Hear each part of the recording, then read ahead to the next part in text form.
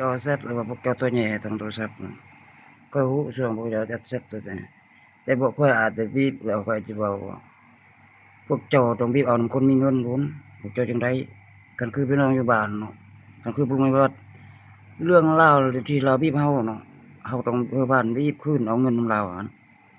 คันว่าประวัตินิทานที่แม่นจะนั้นจะนี้พวกเราจนหมดเรือนจนได้อยู่นาแล้วยังเหลือแต่รูปเถียงนาหั้น ประวัติเสียงเพลงเขาเอิ้นพ่อข้อยเป็นชาวนามักเฮ็ดนามักเฮ็ดไร่แต่เจ้าว่ารวยแล้วเจ้ายังว่าต้องการแนวอื่นอีกอะนะเจ้าจนเหลือแต่นากับเถียงนาหั่น